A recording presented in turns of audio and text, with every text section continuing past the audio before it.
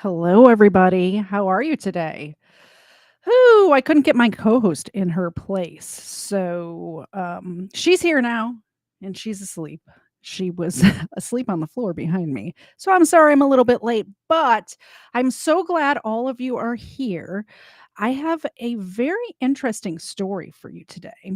But before we do any of that, first of all, I want to say thank Parson 1122 for being a member for 5 months.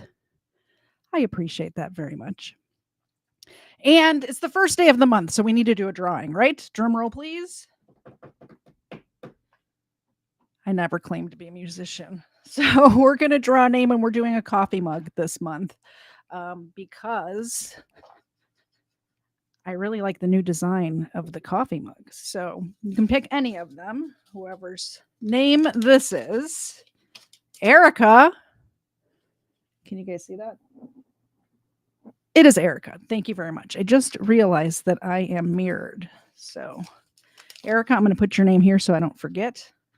The rest of these are going in the trash and we're starting anew. So, the first name that will go in here for this month is Parson 1122 because he just renewed his membership and I appreciate it. Okay, so coffee mug for Erica. And let's fix my camera. It was like a scramble this weekend to get everything done for you guys. But I did it. It's done.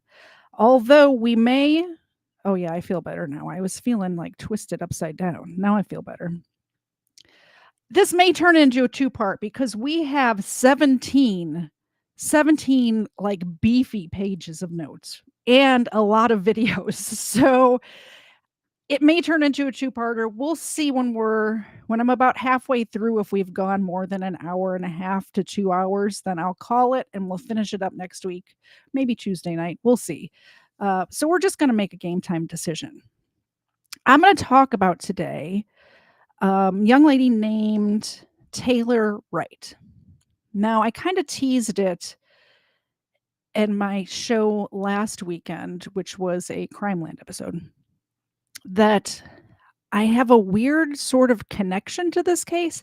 I didn't know Taylor Wright. Don't get me wrong, but when this was going on, I have a how do I explain this? So my husband, Mr. Zed, was a private investigator, and that was his job before he went to Afghanistan. He was in the military, then he went to Iraq.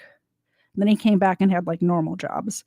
And one of his normal job was as a private investigator. And he quit that job to go to Afghanistan. So when he knew other private investigators, obviously, from this private investigator company that he worked for, and one of them lived in Jacksonville, Florida. When we would go on vacation to Florida, we went on a lot of cruises out of like Port Canaveral. We used to. We haven't been in years, but we would stop and see his friend, who I'm going to try not to name because, I mean, it doesn't matter. It's just, anyway, we would stop and see his friend that lived in Jacksonville, who was also a private investigator. And one of the times in 2017, we were on our way to a cruise and we stopped to see this friend. We stayed overnight in Jacksonville and we saw this friend.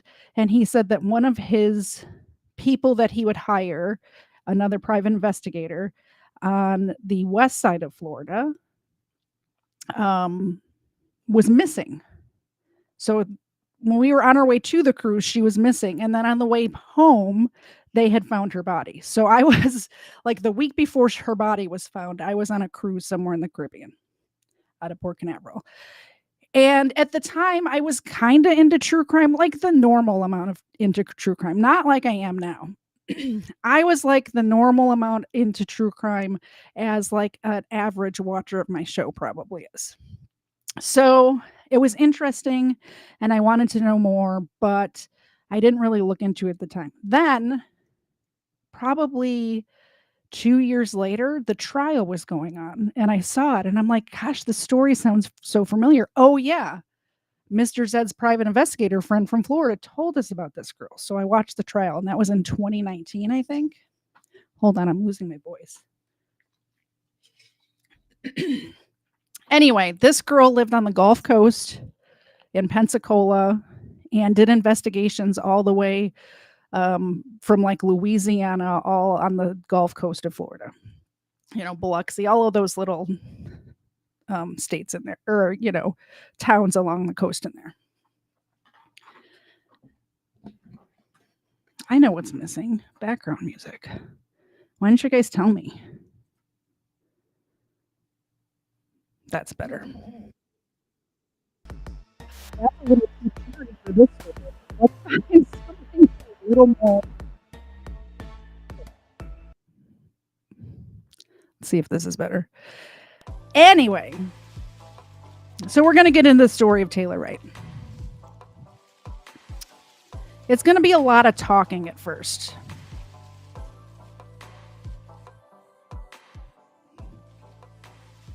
Most of the videos that I have are from the trial, and you'll see why. Because at the beginning, they thought maybe she had gone missing on her own, so there wasn't a lot of news stories out about her. So Taylor Wright was born April 23rd, 1984.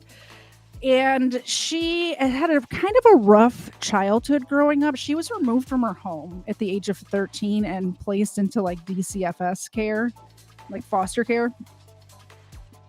And she was later adopted by her foster mom, whose name was Nancy Murchison.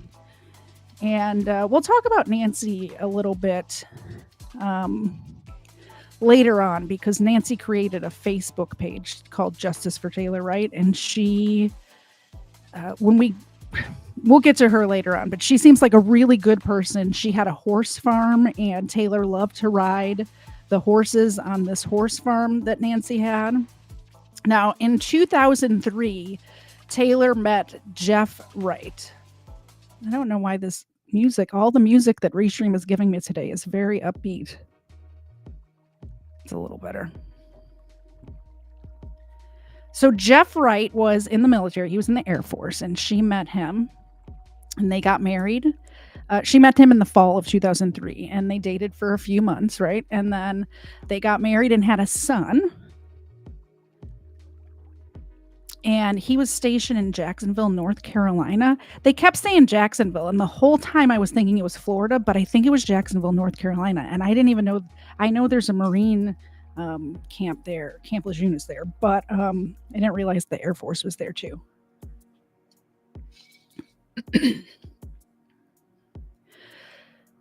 So Taylor ended up becoming a police officer in Jacksonville, and like I said, her husband was in the Air Force. In 2013, Taylor left her job as a police officer and decided to become a private investigator. Enter our friend that we know from Jacksonville, Florida. In 2015, so they're married for a couple years. They have a young son. They're very happy for a little while. But then in 2015, Jeff accuses Taylor of having an affair with a woman. And they began to argue like all the time, like knockdown, blowout arguments. And shortly after Jeff found out that she was cheating on him with a woman, he ends up moving out of the house. And even though she was denying it, this woman moves in to the house that Jeff moved out of, like their marital home. Anyway, they end up, Taylor and this woman end up getting kicked out of this apartment because they too were having loud arguments, and the police were called to the house several times, which is kind of embarrassing for an ex-police officer. I think it would be embarrassing for anybody for your neighbors to see the cops being called to your house for fighting with your girlfriend or husband. Both cases for Taylor, right? But especially embarrassing for an ex-police officer. So in June of 2015, Jeff finally files for like actual divorce. So they're not just separated anymore. Jeff ends up gaining full custody of the son. And the reason is because in between the time that they separated and he filed for divorce, She ended up assaulting him twice, and the cops were called, and she was arrested. But then Jeff's like, no, no, no, I don't want to press charges, because she is like a little tiny woman. You saw her in the thumbnail. She's a very slight, tiny woman, but keep in mind she was a police officer and she was kind of a badass. So just because she was little didn't mean she didn't pack a punch. She had hand-to-hand combat training and stuff like that. But either way, he was in the military too, and he's like, I don't want to press charges. So no charges were actually went through, but there is this history of violence with her. Now, I don't want you to think that I'm bad talking a victim, because Taylor's the victim in this story, right? But all of this is important to the story. Otherwise, I wouldn't be just bad mouthing the victim to badmouth the victim, right? But anyway, Jeff gains custody of the son. And after that, Taylor ends up moving from Jacksonville to Pensacola, Florida. And she ended up moving out of the area that she had been living in. Jeff's got custody of the kid. They're going through this divorce, this back and forth. And once she moves to Jacksonville, she meets a woman named Cassandra. They ended up meeting on like a dating app. So now Taylor Wright and Cassandra are dating, and Cassandra's falling like head over heels for Taylor. I really think that Cassandra loved her very much. And you'll see why in a minute, because like it's difficult, because I am in love with my husband, obviously, but I've been in relationships before where I thought I was in love, but the relationship wasn't really good for me, and it's hard to leave those kind of relationships. I think that this relationship for Cassandra probably wasn't good with Taylor, but she loved her so much. So they end up making plans for the future, and they're going to move in together and all this stuff. And then Cassandra finds out that Taylor is cheating on her with another woman that lives in Biloxi, Mississippi. Not only that, she finds out that Taylor's also experimenting with doing drugs like cocaine and stuff, like hard drugs, not just like smoking pot or whatever, right?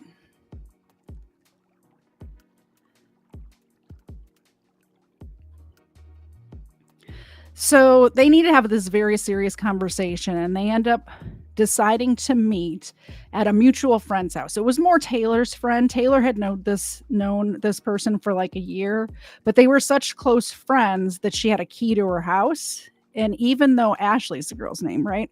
Even though Ashley's not home, she asks Cassandra, her girlfriend, to meet her over at Ashley's house so they could talk about this cheating and the drug use and all of that stuff. About halfway through the conversation, Ashley ends up coming home, so she overhears some of this conversation, and Cassandra ends up leaving really upset, like really mad, says, I don't ever want to see you again. Get out of my life. You're not moving into my house, just scram. But about a week later, Cassandra ends up taking Taylor back. Like I said, I know I've been there. I think probably all of us at some point have been into a relationship like that, where we know in our brains that it's not good for us, but in our hearts, we just can't help ourselves. I think that most people have been in that situation, I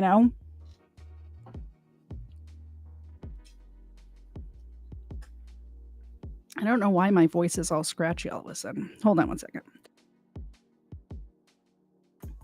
Okay, maybe I got the frog onto my throat now.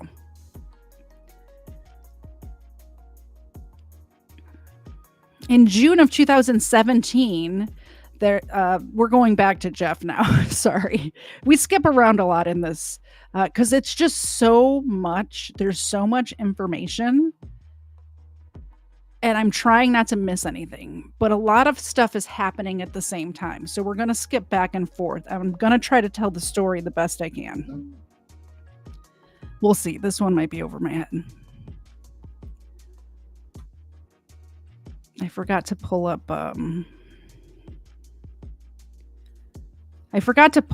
the Rumble chat, and last week I got a super chat on Rumble that I totally missed. So by the way, thank you, Waffle Salter, for doing a $50 super chat last week on Rumble that I totally didn't even say anything about. And hello to the Rumble people over there. Actually, I'm going to put you over here on this side. There we go. It's easier to see. I have 4 screens. It's too much, honestly. All right, so back to Jeff. So in this divorce, they end up selling their house, and there's a joint bank account that they have that has all of their assets in it. It's over $100,000. So a lot of money, not like nothing to shake a stick at, right? And during the divorce proceedings, this account is frozen. So neither Jeff nor Taylor can get any money out of this account. It's frozen. Now, once it becomes unfrozen, they're still not supposed to touch it. It's supposed to be divided up on how it's set forth in like the divorce papers. But Taylor doesn't do that. She withdraws all $100,000 out of this bank account. I think it was 105 total, but over $100,000 in this bank account that she's not supposed to touch. She takes it all out in different forms. Like she transfers some money. She takes out cashier's checks in different amounts, like different seemingly random amounts of cashier's checks, actual cash. She just drains this whole account, and the judge is pissed.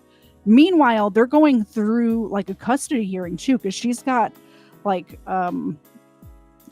Jeff has full custody, but she has visitation, and she's trying to get like partial custody or joint custody of their son. So there's still a judge involved, and when he finds out that Taylor took this $100,000 out of this account that she was not supposed to take, he court orders her to put that money back into an escrow account, which, if you guys don't know, an escrow account, the only time that I've ever dealt with an escrow account is when we bought our house. But it's basically an account. How do I explain an escrow account? Somebody smarter than me should probably explain it. It's basically you have to put your money into an account. You're not paying for the thing yet, but it's to prove that you actually have the money to pay for the thing. So you have to put it into an account that people can see that you have the actual money. Am I explaining this right? Somebody who's smarter than me, tell me if that's correct. If that's what an escrow account is. I'm pretty sure that that's what it is. So she's supposed to put this money into an escrow account. She's got this money spread all over the place. It's in different bank accounts. It's, like I said, in physical cashier's checks. She also owes back child support of $4,300. And the judge says, hey, if you don't have this money back into an escrow account by September 7th, 2017, I'm going to hold you in contempt, and you're going to go to jail for being in contempt of court. Obviously, Taylor doesn't want that. So she starts, like, she was trying to hide the money from Jeff, but she starts putting the money back, and she's $34,000 short because she had given a cashier's check to remember the friend whose house she had the key to, Ashley? She had given her a cashier's check to put into her safety deposit box. She had like a Wells Fargo safety deposit box, or at least Taylor thought she did. And it was like an actual physical check that's untraceable because it's a cashier's check, right? So she starts texting Ashley saying, hey, I need that money because I'm going to be held in contempt, for weeks ahead of time. She's like, we got to go over to the safety deposit box. She would, and in the text, it said the WF, which stood for Wells Fargo. We got to go over to WF. I gotta, first of all, she had jewelry too. So she wanted to put some jewelry into the safety deposit box and get the cashier's check out. Turns out Ashley started giving her the runaround and just had excuse after excuse of why she couldn't go that day to get the check for her. And I'm not even sure why Taylor had to go with her to the bank, but they had decided that Taylor and Ashley were going to go together to the bank to get this out of the Wells Fargo account. But that's what they were going to do. I would think personally, I'd just be like, Ashley, go whenever you want, whenever you have time. I don't have to be there. Go to the Wells Fargo, get my check, because it's still supposed to be a physical check. She's not supposed to have done anything except stick it in a safe deposit box. Go get it and bring it to me, or bring it to your house, or bring it to your work and I'll come pick it up.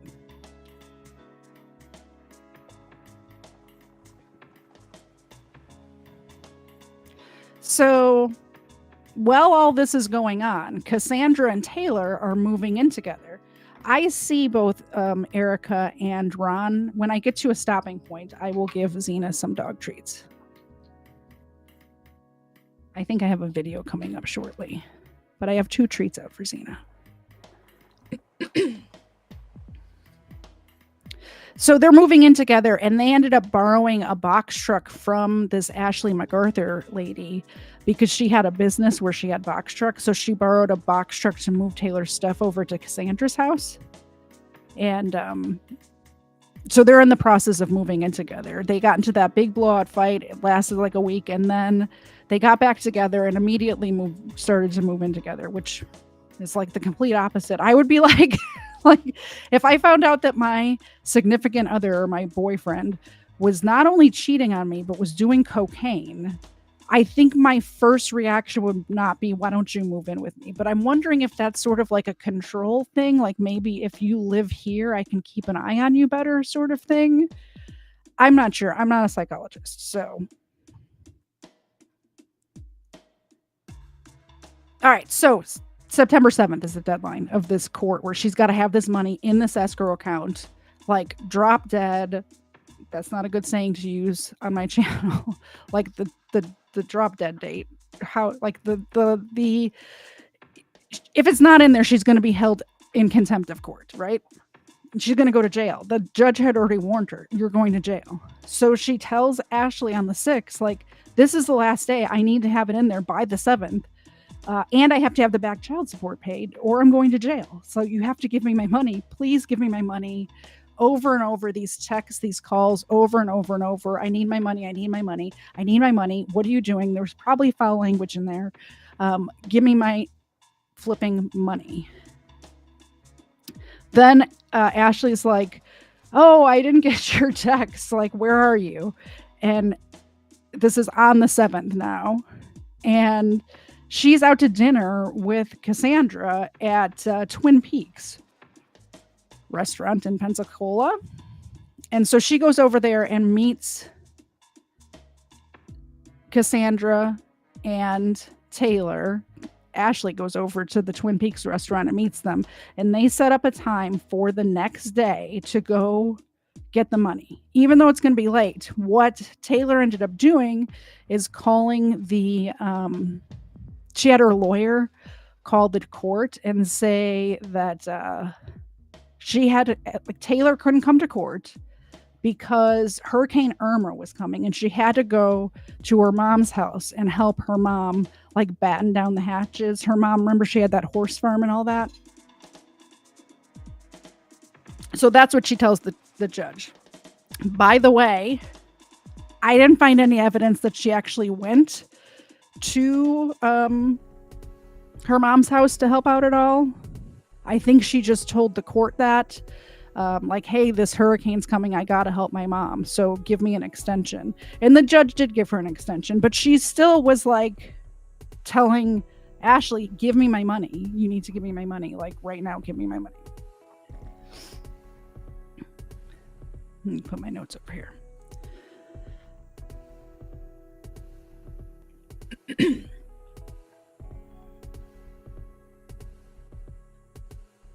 Okay, so they set up this date. They're at this restaurant and Ashley's like, okay, I'll pick you up tomorrow morning. And she showed up the next day on the 8th of September, 2017. Ashley shows up at Cassandra and Taylor's house to pick her up. It was around 10 a.m. So sometime shortly after Ashley arrived, but they didn't leave yet. Taylor and Ashley didn't leave yet. Cassandra leaves to go to work. She was like a school administrator and she was like, she volunteered to volunteer that day. She had scheduled herself to be a volunteer that day. So she had left the house that day to go volunteer at whatever she was volunteering at. And so the last time Cassandra saw Taylor was at her house, and Ashley was there, and they were about to leave to go to the bank. Everything seems fine, right? Sometime after they left, Cassandra and Taylor were texting back and forth normally between 10 a.m. and 11:30. Taylor was answering Cassandra's text, just, back and forth normal messages. And then all of a sudden, the last text that she got was Cassandra said, "Hey, did you go to the bank yet?" And Taylor texted back, "Not yet. It's a long story. I'll tell you about it later."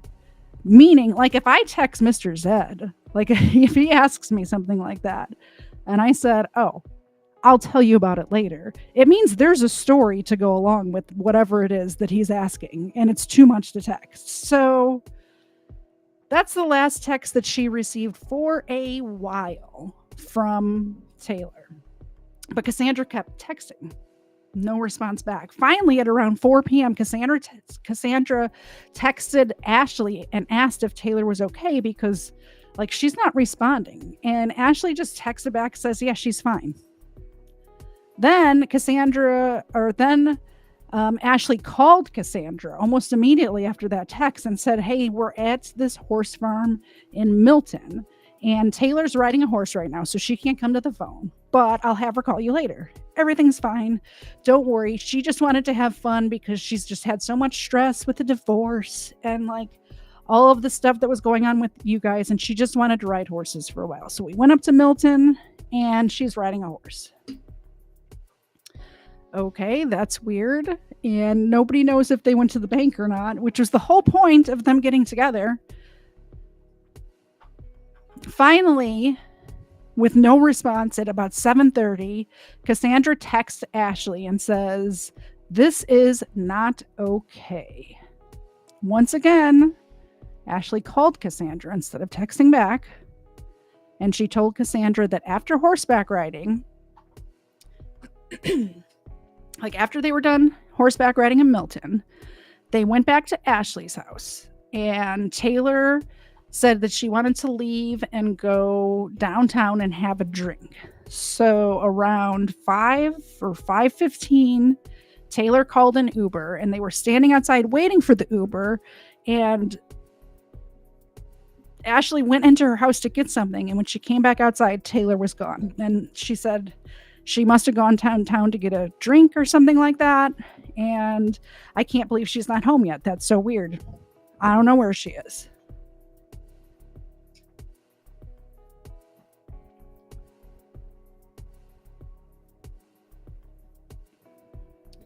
About 20 minutes later, Cassandra receives a text from Taylor saying, "I'll call you later. I need to get my life organized." Taylor's phone also texts Ashley at the same time saying that everything's fine. Don't worry about me. So within minutes, Taylor's phone texts Cassandra and Ashley, like putting their minds at ease, like, "Hey, everything's fine." That's the last time anybody heard from Taylor Wright. We're going to take a small break right now. I'm going to look at your chat a little bit. And I owe Xena a couple of dog biscuits. Oh, Major Victory, did you do a super chat too? The stickers don't show up in Restream, but I can pull it up over here. How's everybody doing today? What do you think of the story so far? It's one of those stories that I know it really good in my head, and my notes are kind of stinking because I did them very quickly. So hopefully it's coming out okay. Let me see. Let's see the chat.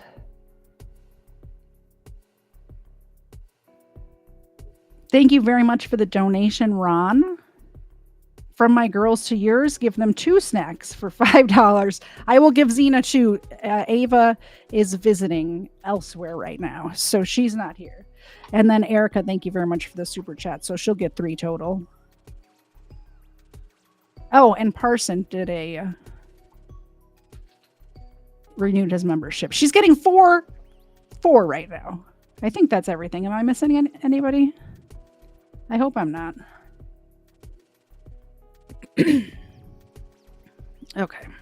Let's make her big. There she is. Hey, Zena. Hi. Good morning. Oh, she's so sleepy. Do you want a cookie? You have to sit up. I'll get her. Hold on. Here.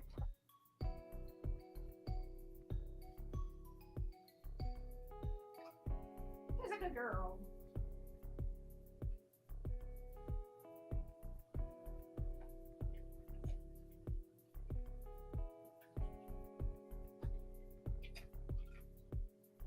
Ready? You missed. She missed. I'll get you another one. She missed and it went under the bed. We'll get her another one. Here we go. There she is. Thank you very much, everybody, for your generosity. I appreciate it. Zena appreciates it. When Ava's here, Ava appreciates it too. You guys keep me going. I'm telling you what.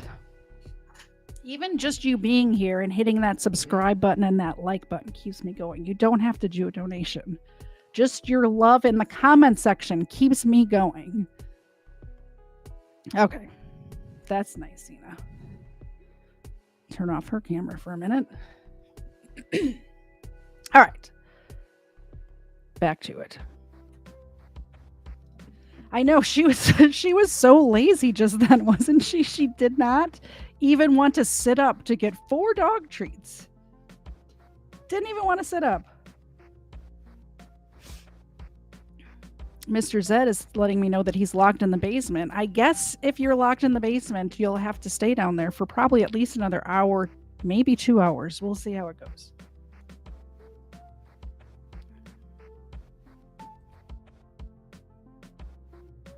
Okay, where's my notes? No, seriously, where's my notes? Okay, here we go. On Sunday, September 10th. So this is from the 8th to the 10th. So it was a Friday that all of this happened with the horseback riding. And I'm going to just go downtown and get a drink before I go home. All of that happened on a Friday. On Sunday, Cassandra finally calls the police. And since she had only been missing a couple of days, they were like, well, she's an adult. She can leave if she wants to. Like, you guys, she's like, they're like, you guys said that she had a fight anyway, so she might have just left. So that's fine.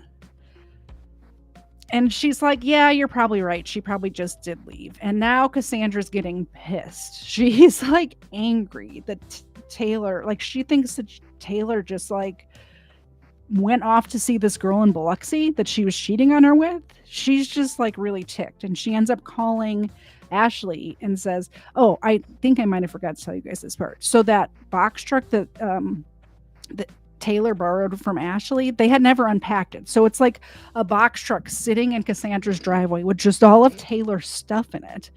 And Cassandra's like, hey, come get this truck and could you just store it at your work or something, because I don't want to look at it anymore. I just don't even want to look at it anymore. And Ashley does. She goes and gets the truck, puts it at her business, gets it out of the driveway for her.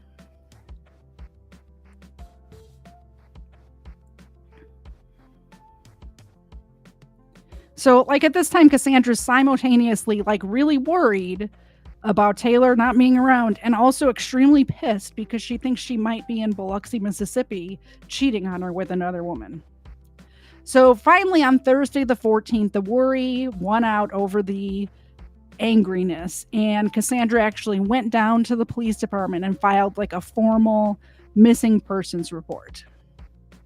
The same day, Cassandra and Ashley went through Taylor's car because Taylor's car was still in the driveway at Cassandra's house. So they went through the car and they found 2 guns in her car.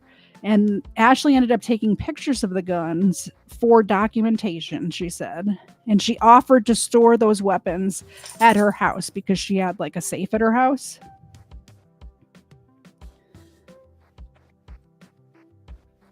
And the local news ends up getting a hold of the report.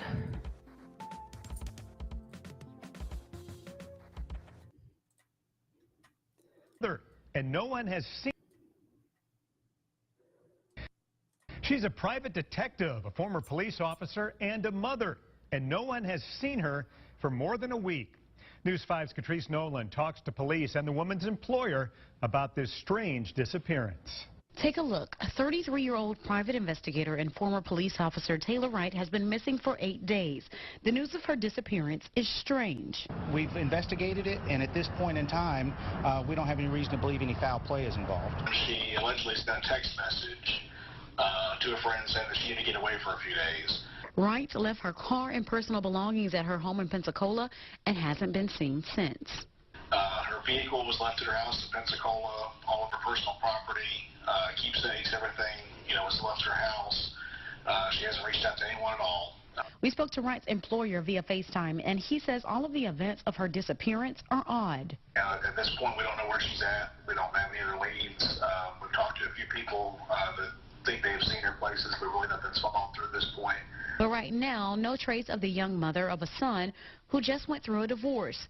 And police say they aren't treating her case as a missing persons case because she left on her own will. Well, I can't go into everything, but I can tell you that our investigators have looked into this, and we don't have Taylor any Wright reason to believe that this is nothing more than an adult that has chosen not to contact others. For now, her family wants her to contact someone to let them know she is safe. Reporting in Pensacola, Catrice Nolan, News 5. So as you can see, they're not even treating it like a missing persons report yet. They just think that she left on her own. But the news, they're still asking people to please call if you see her. They put out like the missing persons report and all of that, So finally, Detective Gigliotti, which is such a fun name, by the way, Gigliotti. Anyway, when I was researching this case, I just thought, like, I would definitely, if that was my maiden name, keep that name, Gigliotti. Anyway, Detectives Gigliotti and Wilhite, they're on the case now. So Detective Gigliotti calls Ashley MacArthur, obviously, because she's the last person that saw Taylor Wright. She confirmed that they were friends, they were close friends, and that they were together on the 8th of September. She said they ran some errands. They went past a house that Taylor was doing an investigation on. They ended up going to Ashley's work and her home, and they went to a farm in East Milton. So basically the same story that Ashley told Cassandra is what she ended up telling the police. This is Milton, by the way, so you can kind of see how far away that is from Pensacola. They're down here, and Milton's over here. You know how I like the maps.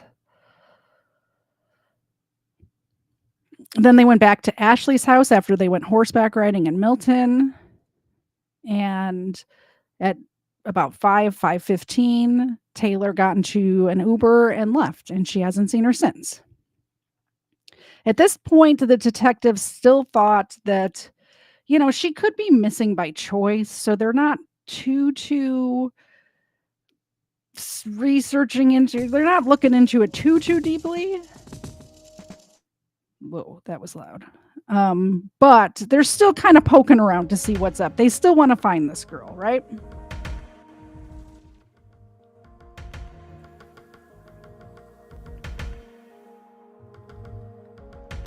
A few days later, Detective Gigliotti and Wilhite go to Cassandra's home to interview her. And Cassandra voluntarily lets detectives look around her house. She tells the story that she has, which is that Ashley came to pick her up. I ended up leaving to go to my volunteer event at about 10 a.m. They were still at the house, but I know that, I was texting with Taylor back and forth till about 11:30, and then things kind of got weird. And the last text I got was saying that she needed some time and she'd contact me in a couple of days. And it's been a week and I haven't talked to her. So Here's the thing. When Cassandra voluntarily let the detectives poke around her house, they found a $19,000 cashier's check in Taylor's name, along with a bunch of cash and jewelry. And this is where things start to change, because Detective Wilhite and Gigliotti are looking at this cashier's check going, if you were going to go missing voluntarily, would you not take your cash, your stacks of cash, and a $19,000 cashier's check with you? Would you just leave that here? Like, it's weird that her car was still there, but you can kind of explain that. Like, if the girl from Biloxi picked her up or something like that, maybe she wouldn't go back for her car. But $19,000 a cashier's check, and that's basically like having cash, because there's no record of that. You can cash that in anywhere, and it's not traceable. So they start like really looking into it after they poke around Cassandra's house. On September 18th, the detectives go back to Ashley's house, and they audio record the interview. Now, I was going to play this interview for you guys, but I listened to it again today, and man, the audio quality on it is so bad that I don't want to torture you guys like that. So I took some notes. It's an audio recording, and there's all sorts of noise, like background noise in the audio recording. There's dogs barking, there's airplanes flying overhead. It's one point, they must be near the Air Force base, because it sounds like you can hear jets, like bombers flying over. I don't know. It was very loud. And then not only that, but the recording is a recording from open court. So it's a crappy recording playing in a giant room for the jury that's being recorded by a video, like, you know, the court TV people. It was bad. I couldn't understand half of it. But anyway, I took some notes.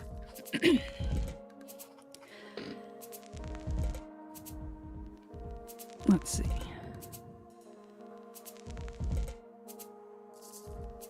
Okay.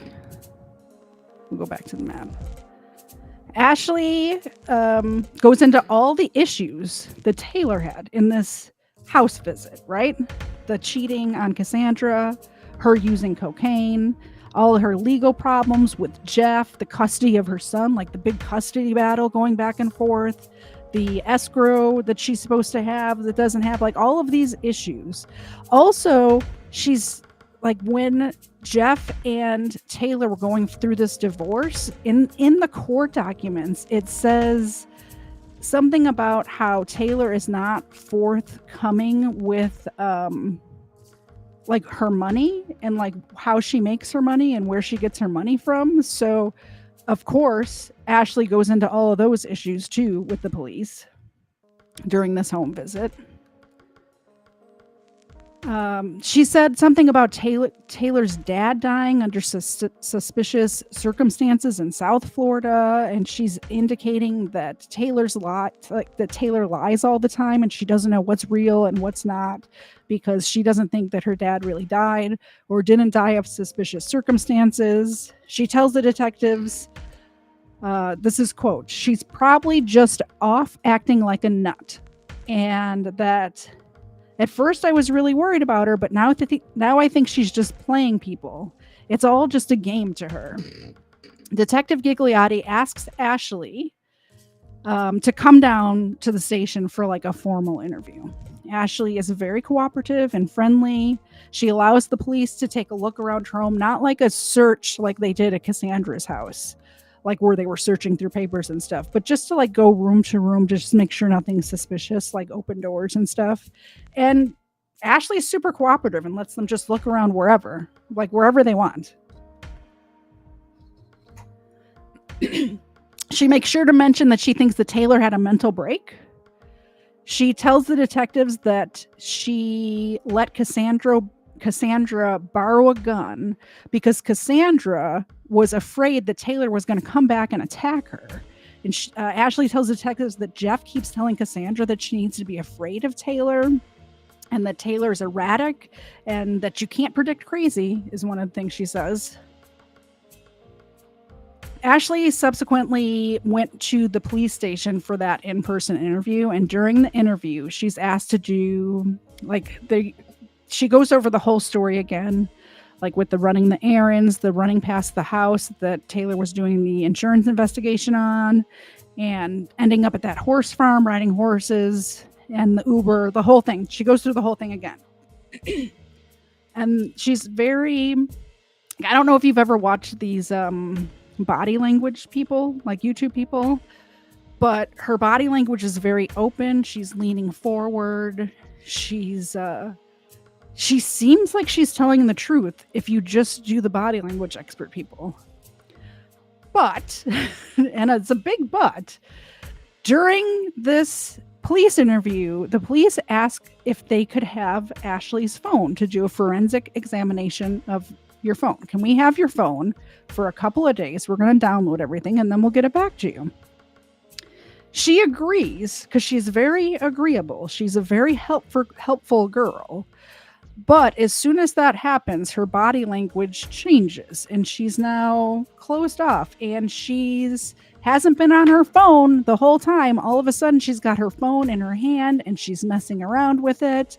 And she's, she's doing this and doing that. And one of the interviews that I watched with Detective Wilhite, the person asks him, do you think she was deleting something? And he's like, I didn't say that, but I don't know if she was or not. But you could tell that the detective thought that she was deleting stuff on her phone, which, by the way, is not going to help. Oh, did I forget to tell you guys? I forgot to tell you guys, Ashley used to be a CSI, like crime scene analyst worker person for the Pensacola Police Department. So she should know that you can't delete stuff off of your phone.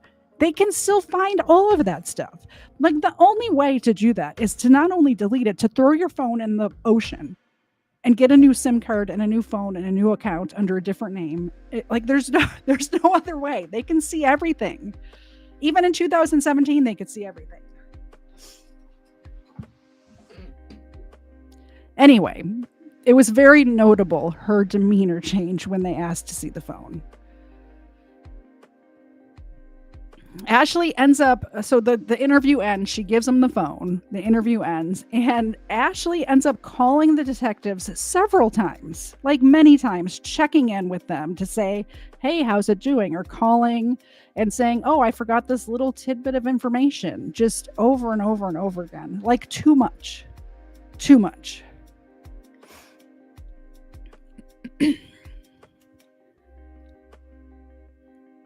It came out during one of these phone conversations that Ashley's family owned land north of Pensacola. And they asked Ashley, hey, what's the address to that property that your family owns? It's like 20-something acres. I think it's 27. I didn't put it in my notes. Don't quote me on that. That's just from my brain. But I think it's 27 acres. I remember thinking, man, I wish I had 27 acres somewhere. Anyway, her family owns a bunch of land north of Pensacola. And they say, hey, Ash, what's the address to that property that your family owns? And she says, I don't know. And they say, hey, what road is it on at least? And she says, I don't know what road's on, but I promise you I will get back to you. And I'll let you know the address.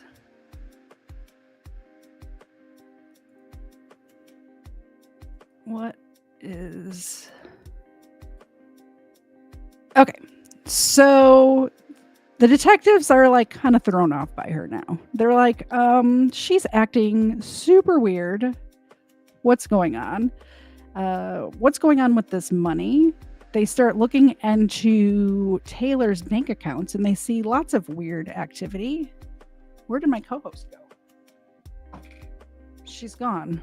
Okay. No more super chats, I guess. Zena's gone.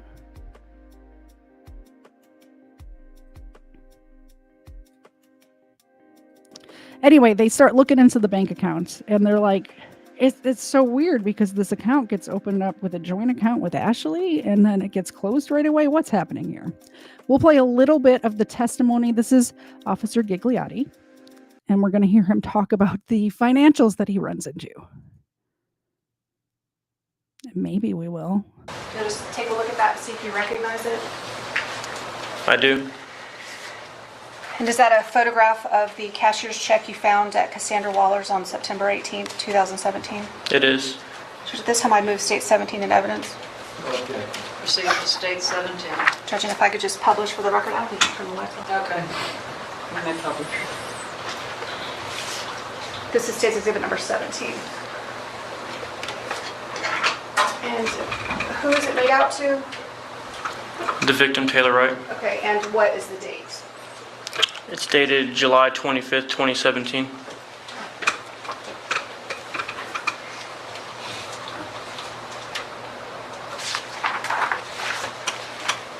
Now, which bank issued that cashier's check? Navy Federal Credit Union. Okay. And did you have a subpoena issued for Taylor Wright's Navy Federal bank accounts? We did. And did you receive her bank statements for June, July, and August of 2017? We did. Did you review those records upon receipt? Yes. Okay. There's no objection. The state would move in States 18 and 19. They'll be received to States 18 and 19. What do the, do you need these or do you have copies? Probably quicker to look at yours. What do Taylor Wright's records show in June, July, and August? Just showed that there was a substantial amount of money in the account, that it was being moved around. There was withdrawals, deposits. How much?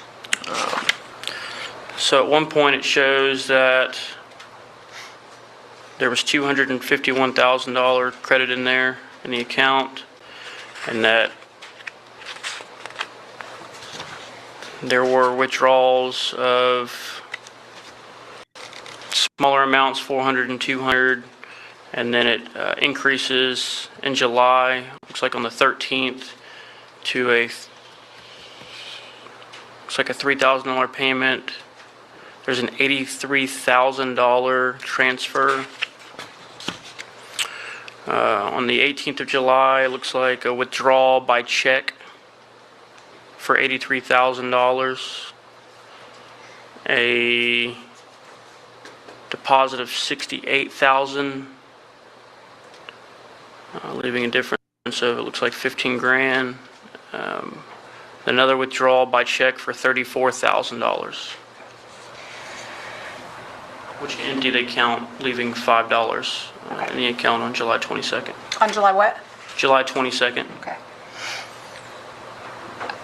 After September 18th, when you went to Miss MacArthur's home and then when you interviewed her at the police station, did you hear from her after September Yes. 18th when you went to, how did those contacts take place? Most of them were phone calls. Uh-oh. We'll see if it fixes itself. We might have to make it small. It's because I'm trying to do too much.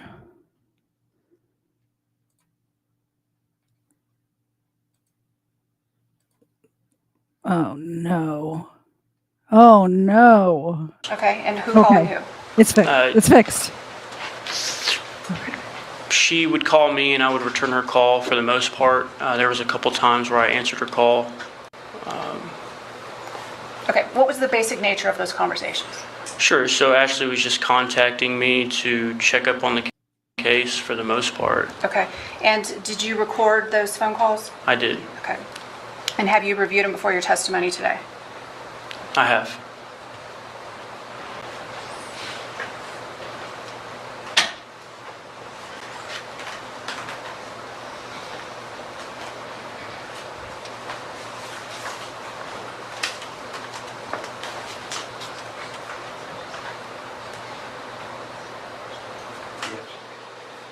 By stipulation of the state and the defense, the state will move in evidence states 20, 21, and 22.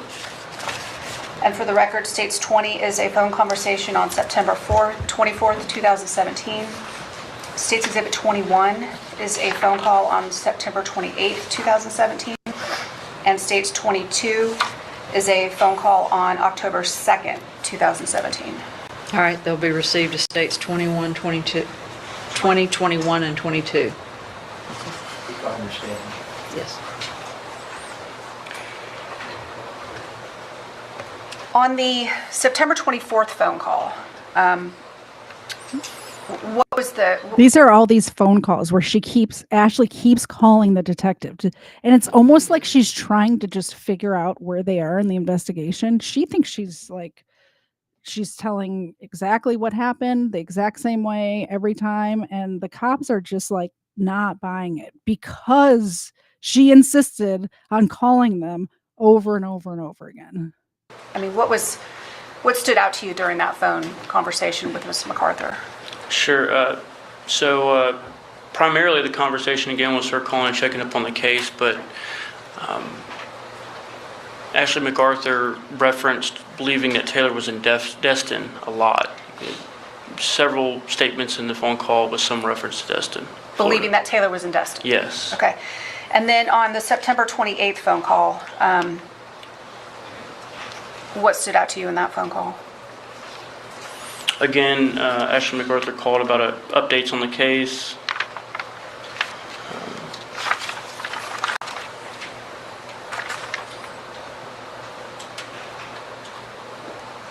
Anything else significant or just updates?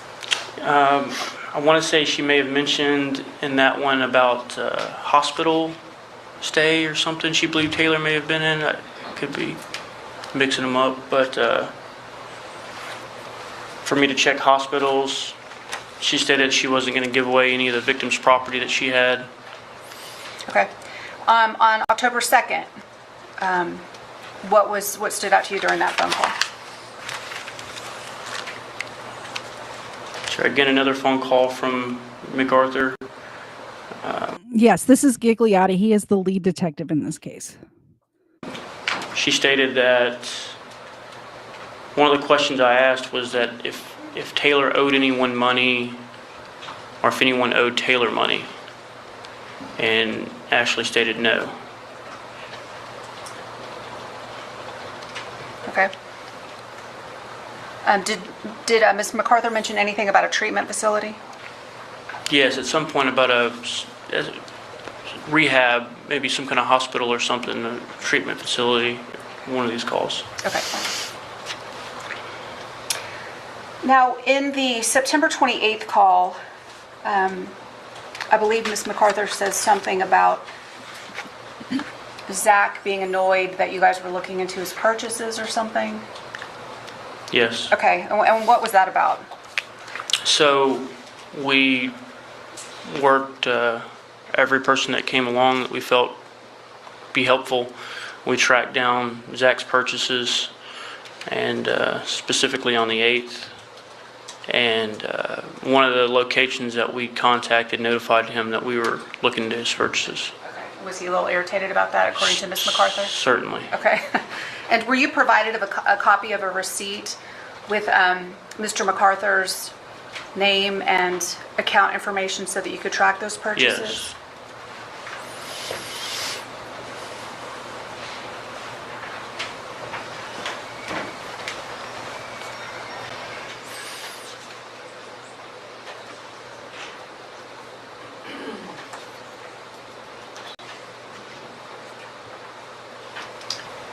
Showing you what's been previously marked as State's Exhibit 23.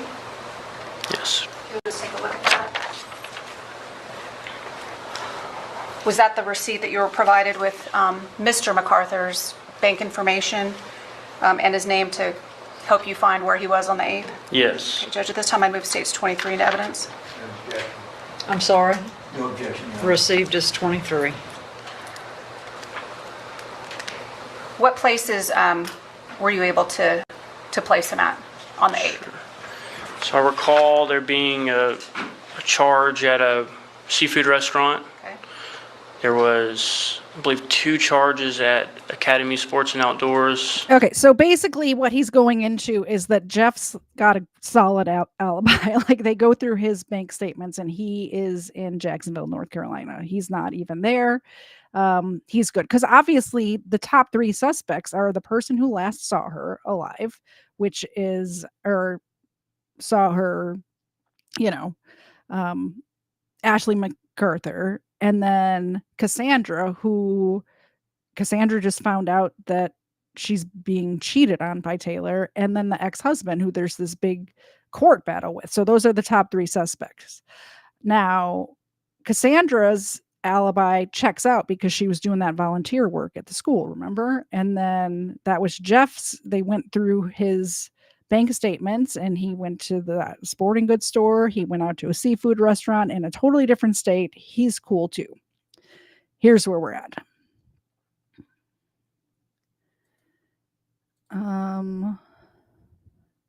Oh, I skipped ahead too much.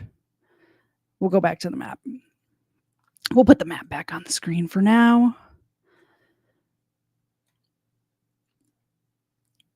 So what he's going over there is that different amounts of money were withdrawn from that account in cashier's checks, cash, money transfers. Like I said before, Taylor had given Ashley one of those cashier's checks in the amount of $34,000 for her to put into the Wells Fargo safety deposit box. Ashley added Taylor to one of the bank accounts. Ashley had several different bank accounts, and the reason being is she owns her, she was given her family's business. So she owns a business. So she's got business accounts, she's got personal accounts. One of these accounts, she added Taylor to one of these accounts. And then a couple of days later, she deposits a $34,000 cashier's check in Taylor's name to that account. A few days after that, she removes Taylor's name from that account. So now it's not in a cashier's check anymore. It is in cash in her bank account now. Turns out that Ashley was not only married, but she was also having an affair with the owner of a place called Sticks Billiards. Ashley ended up buying this owner of Sticks Billiards as a gift a $30,000 boat, along with an $8,000 motorcycle. She also was paying a bunch of bills for his business, as well as buying supplies. Like, she would be hanging out at the Sticks Billiards, and his employees would go to her and say, "Hey, we need paper towels for the bathroom." And she would just go to the Sam's Club and purchase the supplies for the billiards place. Now, we're going to get into a little bit of Ashley's background. She has a history of fraud. So as these detectives are, this is her business, by the way. It's Pensacola Automatic Amusement. And what they did was they owned like the pool tables and like the trivia machines and jukeboxes and stuff that you see in bars a lot. They own those, right? And they would put them in different bars and restaurants and different businesses around, around the Pensacola area. And every time you would pay $1 for the jukebox, 50% of that would go to Ashley's company, and the other 50% of it is supposed to go to the place, the bar, or whatever you're in is.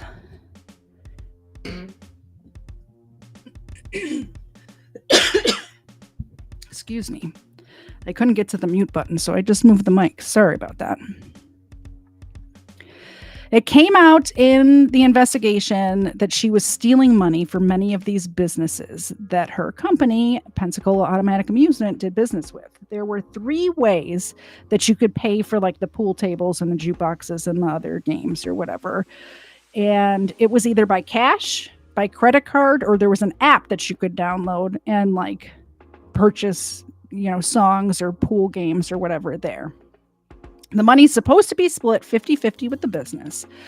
But there's this business called Azalea Lounge that was doing some accounting of their own and figured out that Ashley was only giving them 50% of the cash and keeping all of the credit card transactions and app transactions 100% for herself, which is not the agreement and is kind of fraudulent when they're supposed to be getting it 50-50.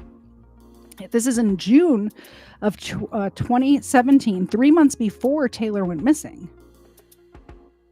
They were supposed to have a meeting with Ashley. This Azalea Lounge people were supposed to have a meeting with Ashley to go over her records, where she was going to explain to them why they got the amount that they got and that everything's cool. Don't call the police, by the way, because everything's cool. Everything's cool, guys. I'm going to come by and I'm going to show you my records and you're going to see that everything's cool. Please, please don't call the police.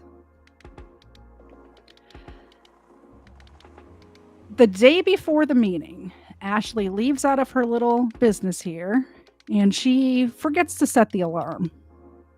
It happens. I've forgotten to set an alarm before. Usually nothing happens when that you forget. You just forgot. She forgot. At 3:35 a.m. the next morning, 8 alarms simultaneously went off. The smoke detector fire alarms. The alarm company tried to call Ashley, but she didn't answer the phone. And then the next person on the list is Ashley's mom. Ashley's mom did answer the phone at 3:30 in the morning and told the alarm company, it's probably a false alarm. Don't worry about it. Just don't send the police. Everything's fine. Because they would get false alarms every now and again, which anybody who has an alarm knows that you get false alarms every now and again. She was probably half asleep and didn't know what was happening anyway.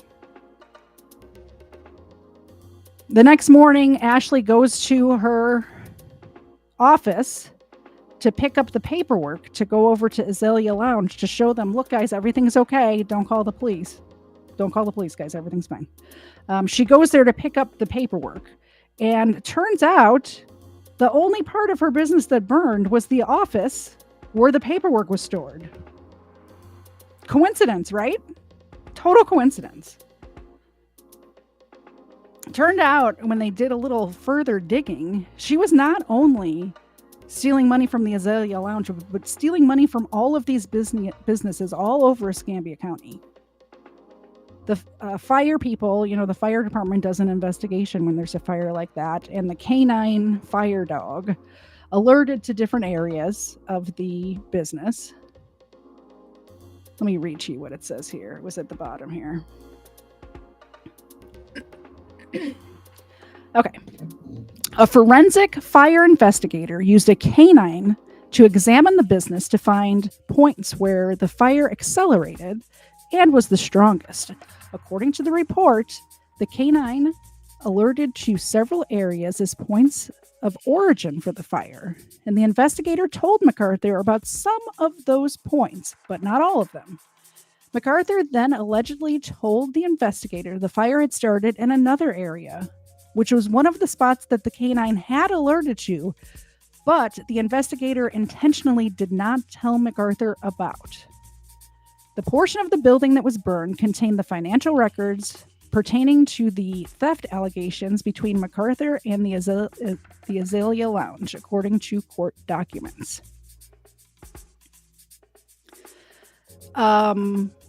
So she was charged with this fire, but after everything else that happened, they just sort of let this case go, which I wish that they wouldn't do that, because if something happens with an appeal or something wonky with the courts, I always like them to have another charge to hang their hats on when you're dealing with somebody like this. Personally, that's just me.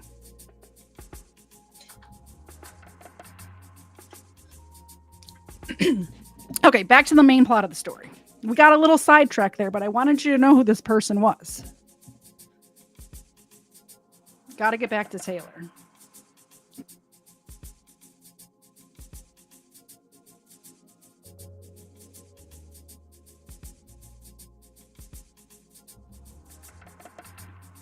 I almost started talking while I was muted, but I caught myself that time.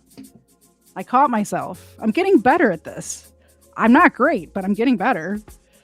Okay. Remember the phone that Detective Gigliotti and Wilhite got from Ashley? Okay, so they looked at the cell towers from the day that Taylor went missing. This is where it gets intense. Put this up. This is the cell towers. They looked at the cell towers from the day that Taylor went missing, and neither she nor Taylor were anywhere near that farm in East Milton. Strange, right? Remember, they were horseback riding? Neither of their phones were horseback riding. Funny that. Both phones were somewhere north of Pensacola, right where Ashley's family owned property. The one that Ashley could not remember the address of. Turns out it was on Britt Road. Britt Road is Ashley's family's name. It's her maiden name. If my family owned property and it was my mother's maiden name, the name of the road, or my maiden name, the name of the road, you'd think I would be able to just rattle off the name of the road that the property is on. Turns out her family had owned that property, the 20-something acres, for 40 years, and the road that was put in to access the property was named after them. So the detectives, once they found this in the property records, were kind of like, I think we need to check out that property, since the cell phone towers were picking up that both Taylor and Ashley's phones were there. Not only were they there together, they traveled together all weekend. They were up at that property north of the city. They went back to Ashley's house together. They went to the Sticks Billiards together. They even went to the Home Depot, where Ashley was seen on camera the next day buying quick dry cement and potting soil.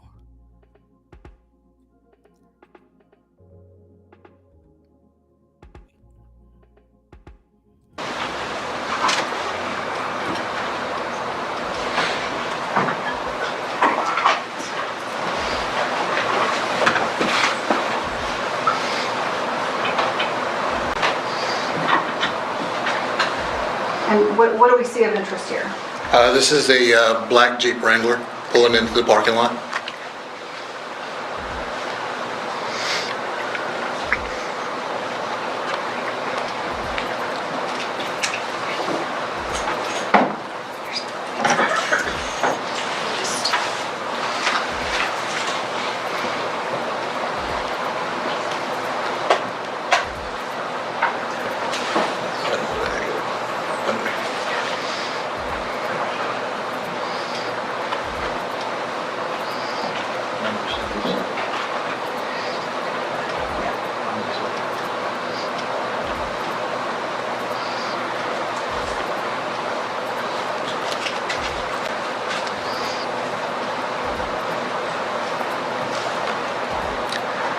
Let us know when we see something. Yes, ma'am. Right here you will see Ashley MacArthur, an employee worker from Home Depot, coming back to the self-checkout.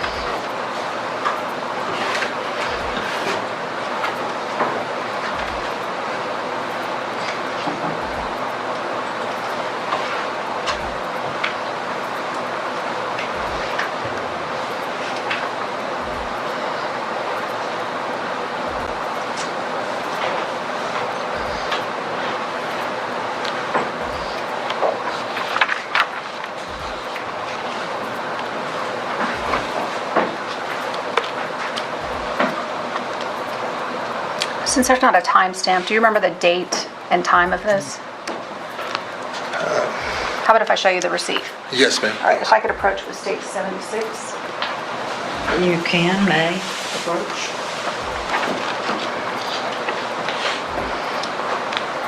It is September 9th, 2017 at 1:07 p.m. So that's the day after.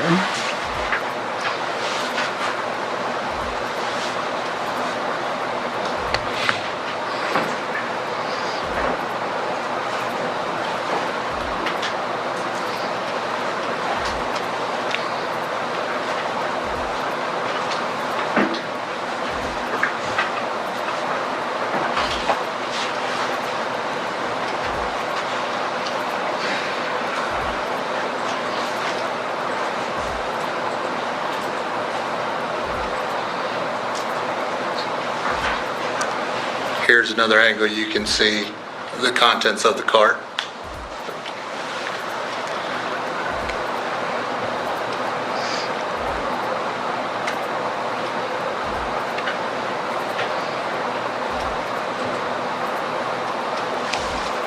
Yeah, 2 bags of potting soil and the bags of cement And is that Miss MacArthur to your left? right here. And she pays with cash. Of course she does.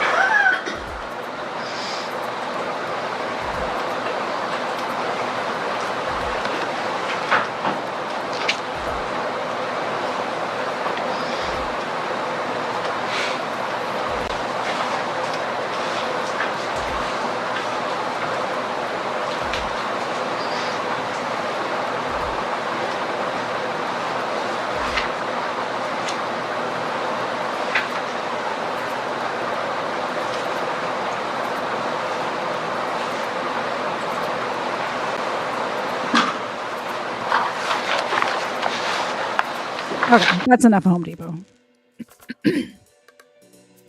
That's enough Home Depot. So yeah, potting soil and quick set cement.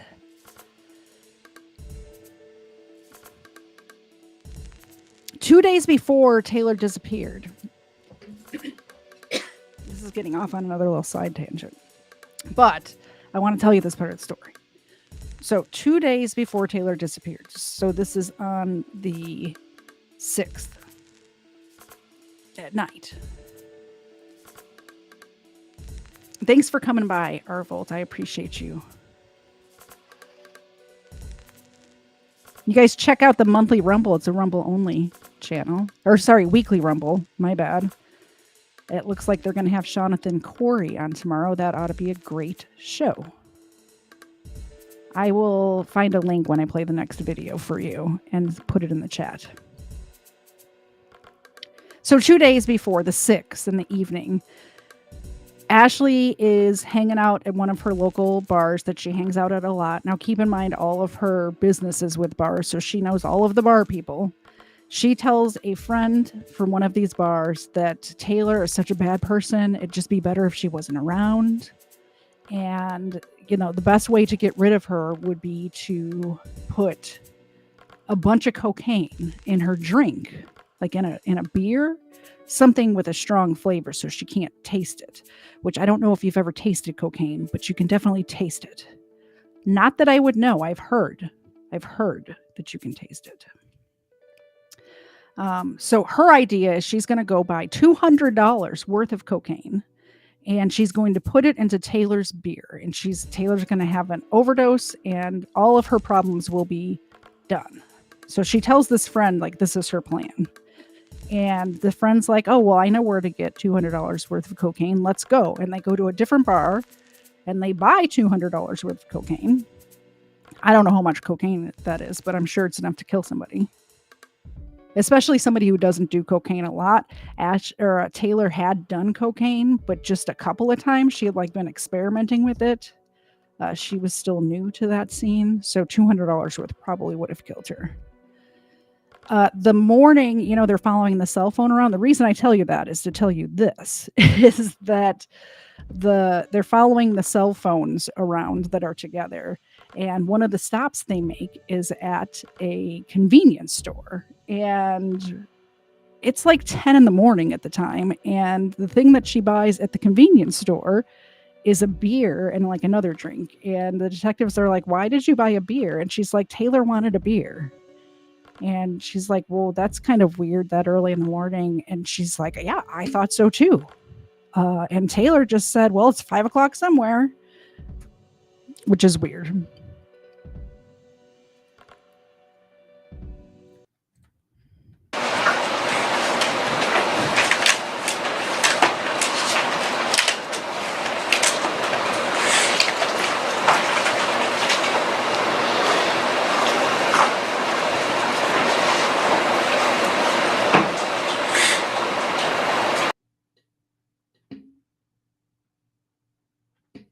Come on, computer, don't fail me now. I should have just let it play. Oh, well. Screen up there is the, sorry. Let's see. At the top of the screen, I'm sorry. The top of the screen up there is the vehicle that Miss MacArthur was driving at the gas pump.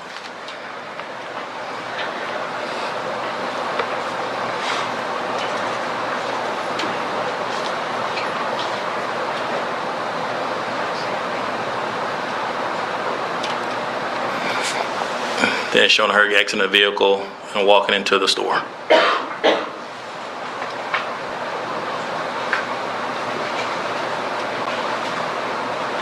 Can you read the date and time right here? Yes, September 8th, 2017, 11:48 a.m.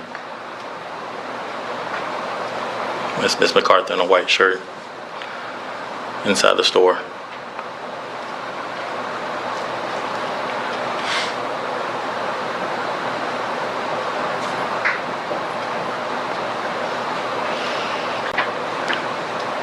It appears she picked up a beverage, another item, and then walked to the register to check out.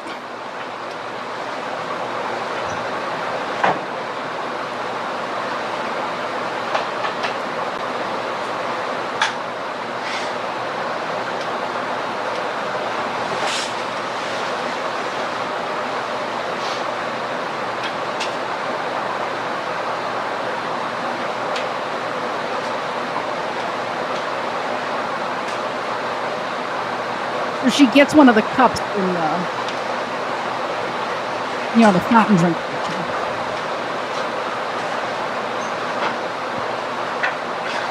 I'm going to regret this, but I'm going to skip ahead. I know I'm going to regret it.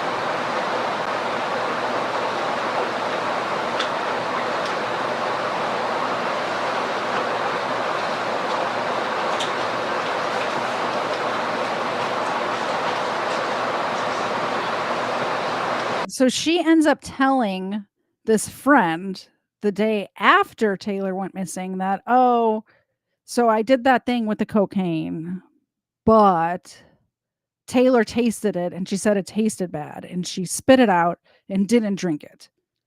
Well, no, duh, it tasted bad. Come on. Of course it tasted bad. You can see her bringing it back to the car where Taylor's in the car, by the way.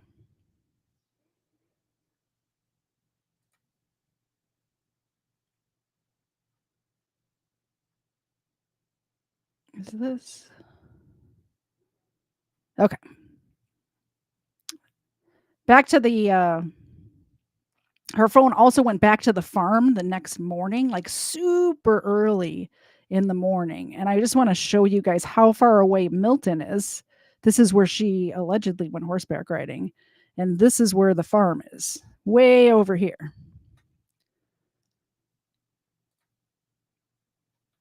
On Britt Road.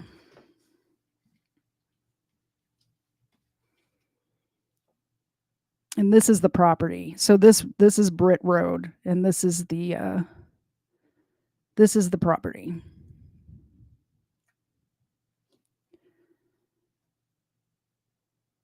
Let's see. That's better. It's too quiet. My brain is too quiet otherwise.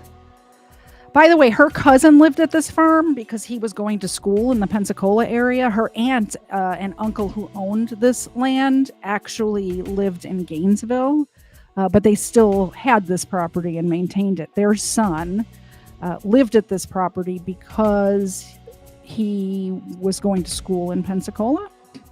And he testified in the trial that he did not see Ashley on that Friday, the day that Taylor went missing. But of course, he was in class during the day, so of course he wouldn't have been home at the time that she was there. He did say that the very next morning that she ended up stopping by at like 8:30 or 9 o'clock in the morning. He thought it was very unusual because she's not usually even awake that early because she, does business with all these bars, so she works very late at night. So she ended up texting him saying, "Hey, I'm here." And his response was like, "Yeah, right." Because he just didn't even believe that she was. It was just very, he just thought it was very strange. She ended up staying and visiting with him for about an hour and then left. Just like a random visit. The cell phone records, by the way, place her at the farm at 6:30 a.m., not 8:30 or 9 o'clock a.m. So for 2 hours, she's on this property somewhere before she ends up going to the house. Like this is a trailer that, maybe it's this one. But anyway, he lives over here and she's somewhere else on this property for 2 hours. Her phone and Taylor's phone even went to Alabama with her that weekend. Or went to Alabama together. Their phones went together anyway, to a wedding that Ashley had attended. So once they get all of these phone record stuff, they want to do a search warrant. They want to do it bad. They want to do many search warrants. They want to do a search warrant on this acreage up here north of Pensacola on Britt Road, but they want to do it at the same time as the search warrant that they get for her house and for her business. So they want to do all of these search warrants and they want to hit them all at the same time, which a lot of times they do when they're doing a case like this, because they don't want, if there is a conspiracy where there's many people involved, they want to make sure that people aren't tipping other people off and destroying evidence and stuff like that. So they ask Ashley to come back in. "Hey, Ash, old buddy, old pal, you've been calling us all the time. Do you want to come back in and talk to us?" And she does, because she's so helpful. So she goes back into the police station to talk with them again. And when she's in the police station, they end up executing the warrants, those 3 search warrants. And while they're on the property, next to this barn here, on this wood line, there's a fence right in this wood line. And next to the fence, they end up finding the skeleton of a human. And they obviously don't know yet that it's Taylor Wright, but a necklace that Taylor is known to wear all the time is around the skeleton. So they're pretty sure it's Taylor. They just can't quite confirm it yet. Obviously, they have to do their forensics testing and all that stuff.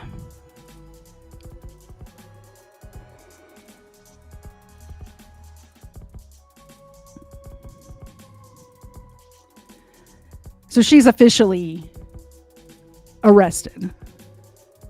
Ashley MacArthur has been indicted for the first-degree murder in the death of former private investigator Taylor Wright. Wright was last seen September 8th with MacArthur and was reported missing on September 14th. After repeated attempts to contact and locate her were unsuccessful, Wright's body was found on October 19th, close to the property belonging to MacArthur's family. Police say motive behind the killing was money. MacArthur is scheduled for an arraignment on Thursday. If convicted, MacArthur could spend the rest of her life in prison. Now, let's go over what they found on the property. This is way more interesting than the Home Depot surveillance video, I promise. They publish. Little trigger warning, when they get to the end, like towards the end of these photos that they're going to go through, they do show the skeleton. So if that's going to bother you, give it a few minutes.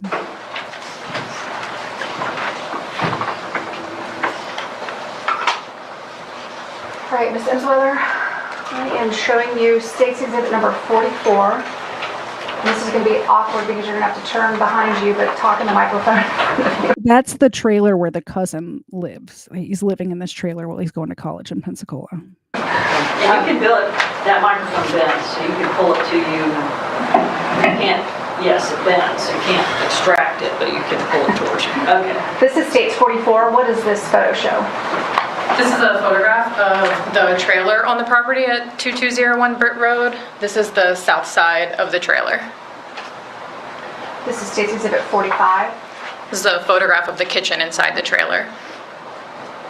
State's Exhibit 46. Photograph of the living room area inside the trailer. State's Exhibit 47. This is a photograph of the hallway in the trailer. It ran along the north side. This is State's Exhibit 48. This is a photograph of the north side and east side of the red barn that was on the property. This is State's 49. This is a photograph of the stables on the east side of the barn. State's Exhibit 50. A photograph of the east side of the barn looking straight at it. And this was this like some type of corral or something over here? Yes, there were several fenced-in areas, so I believe this was part of a fenced-in area that was on the property. This is State's 51. This is a door that led into a small tool room, which was on the bottom floor of the barn.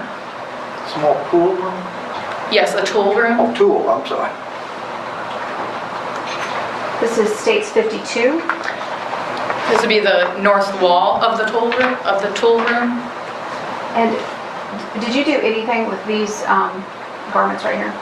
Yes, I searched this room with luminol, which is a search tool for suspected blood, and luminescence showed up on the yellow rain jacket, so I collected it as an item of evidence. This is State's Exhibit 53. This is one of the stables in the barn. State's 54.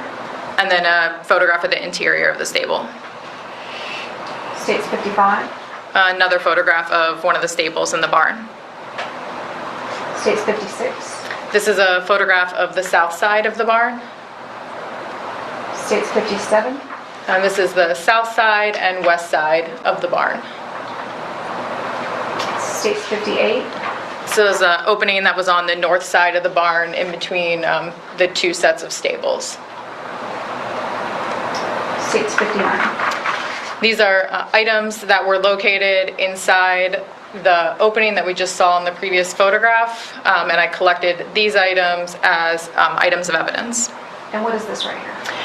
I believe those were possibly straps for a hammock. Remember that the hammock comes into play in a minute. This is State 60. What does this show?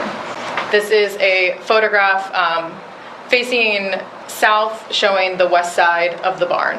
And is this a law enforcement personnel over here? Yes, it is. This is State's Exhibit 61. We're about to get into the actual crime scene photos, so if that's going to bother you, maybe step away for 5 minutes. So this is a photograph. You can see the west side of the barn, and then there's a fence that ran along the west side of the property. This is State's Exhibit 62. Another close-up photograph of the fence along the west side of the property, and the remains were located in the wooded area over here. This is State 63. So a close-up photograph of where the remains were located. These pieces right here were concrete. State 65. Another photograph of the remains in the wooded area and the pieces of concrete. Sorry, what was that 64 by? 64. Thank you. This is State 65. This is a photograph taken from the west side of the fence on the property facing north. Do you need me to take that light down? I wanted Ms. Jensen to be able to see, but it's more important that you see, so. Oh, thanks. I'll just put it like that. Is that better? Yes. Okay. This again is state 65. So this is a photograph taken from the west side of the fence that ran along the west side of the property, and this is looking facing north. And did the end of the fence stop right about here? Yeah, right about there you were able to walk around to enter this area. And then the trailer would have been over here to the right? Yes, the trailer would have been located over in this area. This is State's Exhibit 66. This is a close-up of the remains. You can see items, or you can see pieces of concrete, some soil, and then this beige over here is the skull. State 67. Another closer-up photograph, concrete, soil, and this beige part is the skull. State 68. Another photograph of the remains. This is after some of the pieces of concrete have been pulled back. You can see a dark covering that was also in the area. This was a hammock. And then you can see the skull, and this brown is suspected hair. And is this after the limbs and some debris on top were removed? Yes, we cleared brushes and shrubs and larger items from the area to gain better access to the remains. This is State 69. This is an overall photograph after a lot of the area had been cleared. States 70. This is a photograph of the remains. More of the area had been cleared and pieces of concrete have been pulled back. State 71. This is a photograph of the remains after the pieces of concrete have been removed. The skull is up here with suspected hair, and then this dark blue item is the hammock. State 72. Closer-up photograph of the skull. You can start to see a t-shirt, and the hammock has been pulled back some. This is State 73. This is a photograph of a necklace that was located around what essentially would be the neck. It was located right below the skull. This is State 74. It's a photograph of the brand of hammock that it was. So this is actually upside down. It was ENO. This is State 75. It's a photograph of the remains after the hammock has been removed.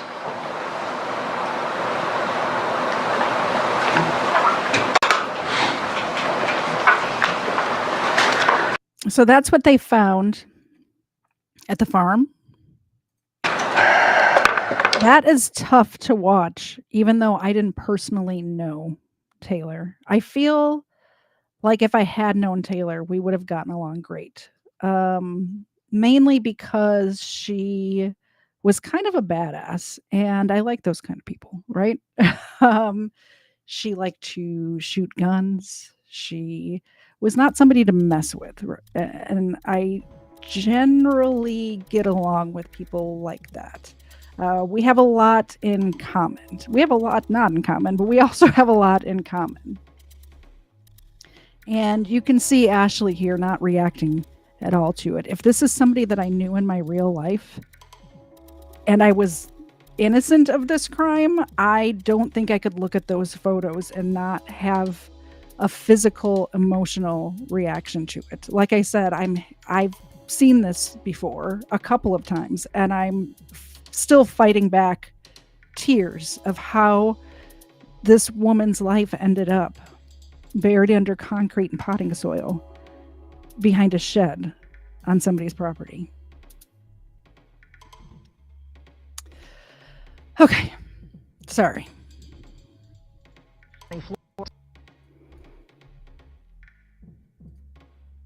And a tragic update out of Escambia County, Florida tonight. The body of a private investigator missing for more than a month has been found, discovered in a wooded area in Cantonment. News 5's Mary Smith has been on the case of Taylor Wright and tells you what investigators are saying. Yeah, investigators aren't saying much more than what they already tweeted out earlier today on the Escambia County Sheriff's Office Twitter page, saying that that body they found around noon today is believed to be that of Taylor Wright. They also arrested Ashley MacArthur for first-degree premeditated murder. The Escambia County Sheriff's Office tweeted that Wright's body was found again around noon today off Britt Road in Cantonment. It also tweeted that Ashley MacArthur was arrested for first-degree premeditated homicide. The Sheriff's Office is working with Pensacola police since Wright was a Pensacola resident and her roommate reported her missing in the beginning of September. Police also say her belongings were found at her apartment. Wright was a former police officer turned private investigator. Now, I have reached out to the Escambia County Sheriff's Office for more information this evening, but they said they are not releasing it at this time. Everything that they are willing to release to the public has been tweeted out on Twitter. Reporting in Pensacola, Mary Smith, News 5. I find it odd Totally that on the News 5. police department is releasing information via Twitter, but I guess that's the day and age we live in, right? um, you know. Yes, might be Overruled. You're correct. Guns and drugs, of course I'd get along with her. Of course I would. No, but seriously though, if she was not a lesbian, like that's really the only thing I don't have in common with her, right?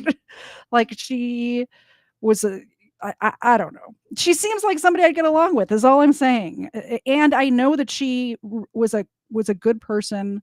I know she's had trouble and has done some things in her life that weren't good, like hiding the money from her husband and all of that stuff that we went into earlier. But I personally know somebody who personally knew her, and I believe him when he tells me she was an awesome chick and she was good at her job, and that we would have gotten along, you know? So that's where I'm at with it. They found Taylor wrapped in a hammock buried under cement and potting soil along a fence line in a wooded area on the west side of the property. Ashley's aunt later said in court that she had taken down that exact hammock earlier that year in preparation for a wedding that was going to be held on the property, and she had wrapped it up and stored it underneath a bench that was underneath that overhang on that side of the barn.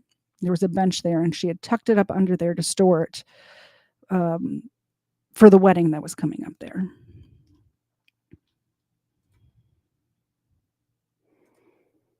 Is underway in the murder trial of Ashley MacArthur. Whoa. Let's try that again. Happening right now, jury selection is underway in the murder trial of Ashley MacArthur. She's accused of murdering Pensacola private investigator Taylor Wright. Wright was reported missing in September of 2017. Her body found the next month on private property belonging to MacArthur's family. We will keep you posted throughout the trial. That was short but sweet. So yeah, I went to trial.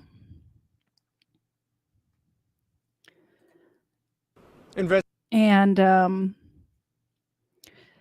in between, I should have done it. This should have been in a different order, but in between her arrest and the trial, she got bonded out, which is crazy. First of all, she was initially charged with second-degree murder, and then they gave all the evidence to the grand jury, and the grand jury said, no, first-degree murder, please. Like, no second degree. This is obviously planned, especially with that cocaine plot that didn't go well, and all of the cover-up and all of that. It was obviously planned ahead of time. Don't forget, you don't have to plan a murder way in advance. You just have to plan it even 5 minutes in advance. But this was, she drove her up there.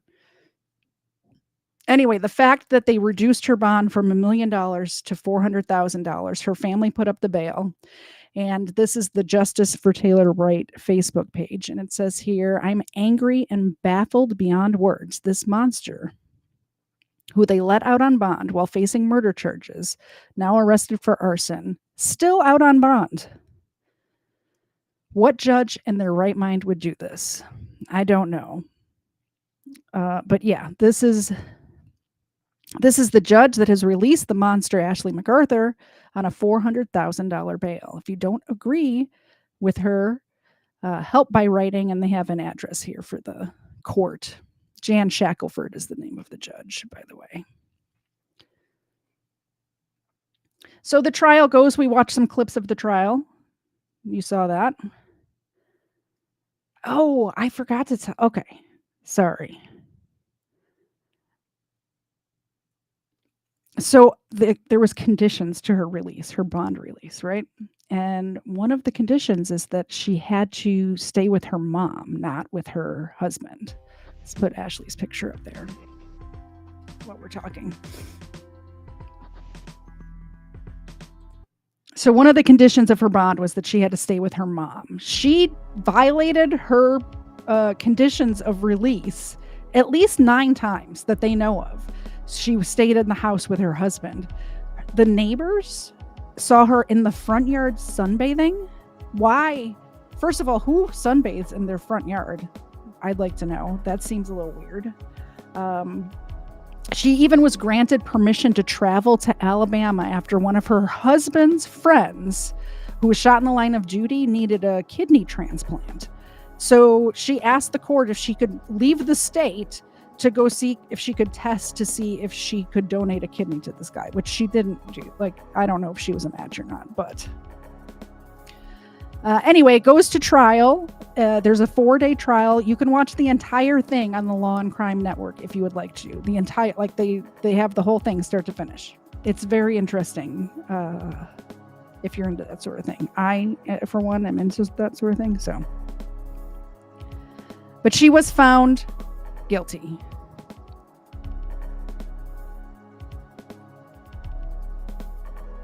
We have breaking news out of Northwest Florida. Jury has reached a verdict in the trial of a woman accused of killing a private investigator in Pensacola 2 years ago. Ashley MacArthur found guilty about 2 o'clock this afternoon. Cody Long was in the courtroom when that verdict was read, and he joins us now with more. Cody, on the emotional reaction to that jury decision. Yeah, Peter, the courtroom was filled mostly with the family and friends of that victim, Taylor Wright. And when that verdict was read here this afternoon, the tears just started flowing. After about 2 hours of deliberation, the jury found Ashley MacArthur guilty of first-degree premeditated murder. MacArthur shot Taylor Wright in the head and buried her body on family members' property back in September of 2017.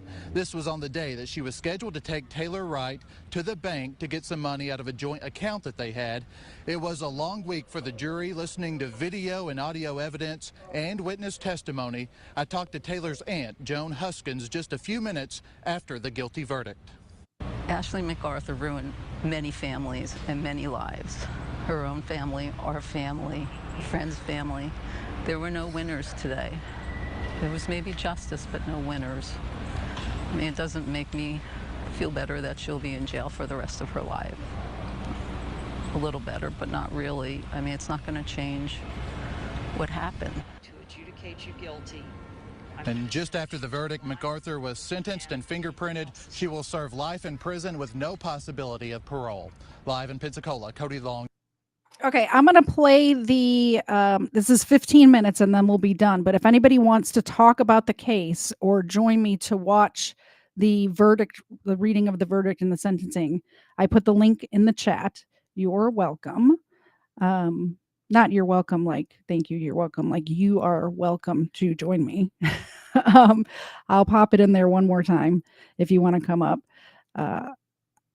Let's put that there, bam, and let's watch the sentencing. Circuit Court is reconvened. You may be seated, maintain order. All right, we're back on the record. State of Florida versus Ashley MacArthur, 17 CF 5844. Defendant is present with counsel. Assistant State Attorney is present. My understanding is we have a verdict. Anything from the state? Anything, Mr. Barry Barrassett? No, Your Honor. John Barrassett? No, ma'am. Okay. Let me talk to everybody in the audience. Somebody out there is going to be unhappy. I don't know what the verdict is. But if there are people here, I know there are some family members and friends for Ms. MacArthur, and presume that there are family members and friends for Taylor Wright. And I don't know, as I said, we're going to know in 5 minutes or less what the verdict is. But let's talk about your reactions. You may not be happy, but it's not a complete surprise whatever the verdict is. If there is anyone who is going to audibly react, then you need to go ahead and quietly step out now. You need to assume that it's the verdict you do not want. And if you think you would react, you need to step out now. I do not want this jury, who has been, as far as I can tell, a tremendous jury as far as attention and their willingness to serve and being on time, to feel any pressure from reactions from people in the crowd. Not to mention, I have the power of contempt over you. And that's not my goal today, is to hold people in contempt. This judge is like, don't make me hold you in contempt, saying it as if she's gonna, don't make me stop this car. Don't make me pull over. Don't make me hold you in contempt. But I do not want She'll do you it reacting. too. She will do it. Once you hear the verdict, if you decide you might be getting emotional, then you can quietly get up and quietly leave. Don't slam any doors. Don't outburst right outside the door. Does everybody understand the rules? This is very important. Okay. Having said that, let's bring the jury in. Do you have a pen, Renee?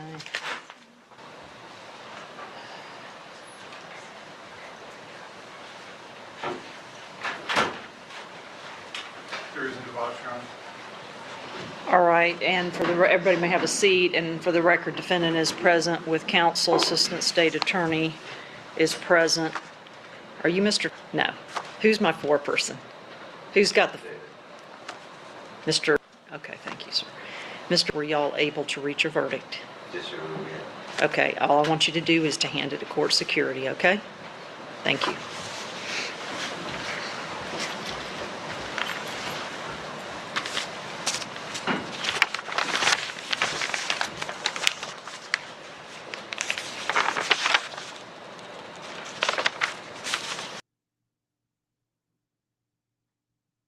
Come on, internet, don't fail me now. We're so close.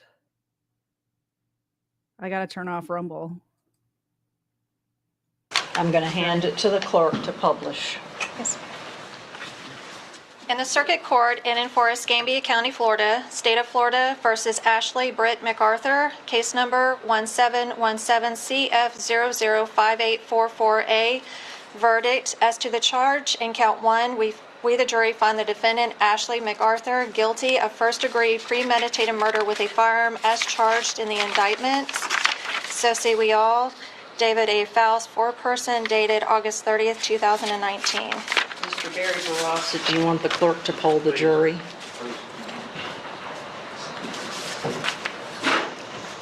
All right, Renee's going to ask y'all each a question, okay? Is this your individual verdict as well as the verdict of the jury as a whole? Yes, ma'am, it is.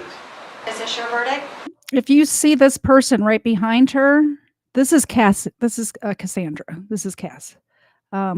This was we talked about her earlier, the girlfriend that she lived with, and the one who did the missing persons report. And you can see that she's having a difficult time holding it together. Ashley over here doesn't look like she gives a crap. She's rolling her eyes already. Yes, it is. Is this your verdict? Yes, it is. Is this your verdict? Is this your verdict? Is this your verdict? Yes, it is. Is this your verdict? Yes, it is. Is this your verdict? Yes, it is. Is this your verdict? Yes, it is. Is this your verdict? Yes. Is this your verdict? Yes, it is. Is this your verdict? Yes, it is. All right, thank you. Ladies and gentlemen, I always thank my juries, but I've been praising you all week, and that's sincere. I made a big deal on Monday about jury duty being service to your country, and it really is. Y'all came in on Monday, thought you might or might not be picked. The next thing you know, Monday afternoon, you're in a 5-day trial. I appreciate the fact that every day, 15 people got here early or on time so we could start on time. I appreciate the fact that y'all took notes and paid close attention.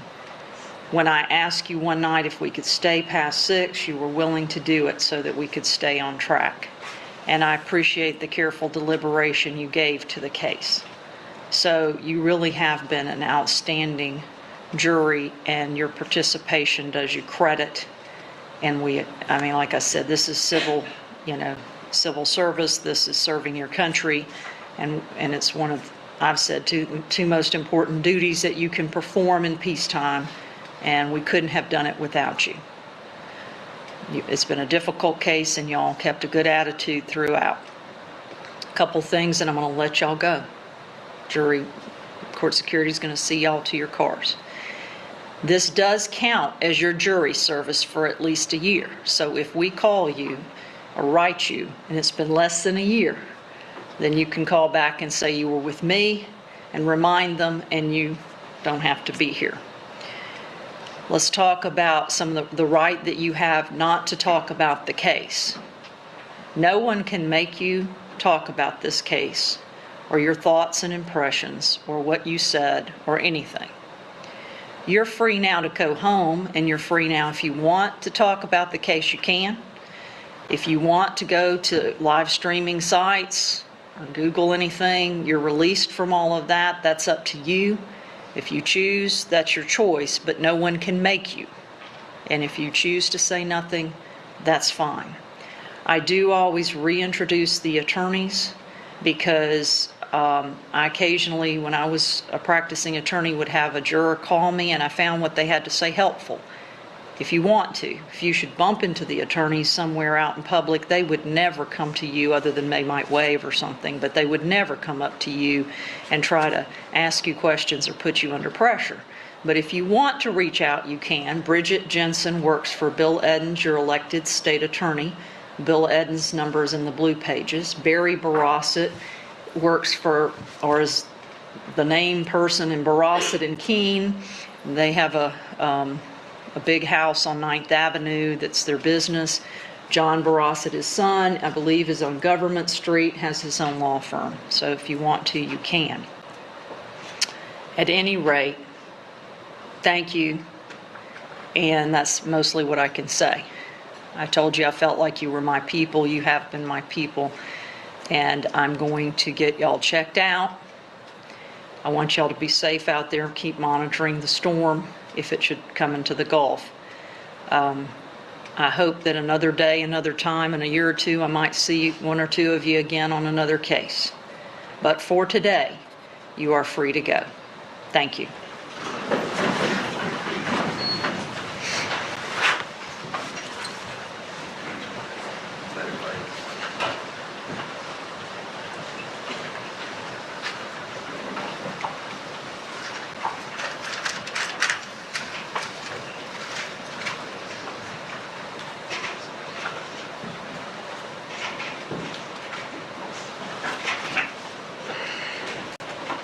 Everybody can have a seat. Ms. Jensen, any reason we cannot move to sentencing? No, Your Honor. Mr. Barry Barosset. Is it just me, or if you were on this jury, would you not want to stay for the sentencing? Like, I know I'm released, but can I go into the gallery and just watch the rest of this thing? There's 5 minutes left. I've been here the whole time. Personally, I would want to do that. No, Your Honor, there's only one sentence before you can go. Okay. Ms. Jensen, anything you want to say before I impose sentence? Judge, I do have the aunt of Taylor Wright that would like to be heard before the court imposes sentence. I understand it's a mandatory sentence, but she would like to be heard. Sure. If you want to maybe turn the podium.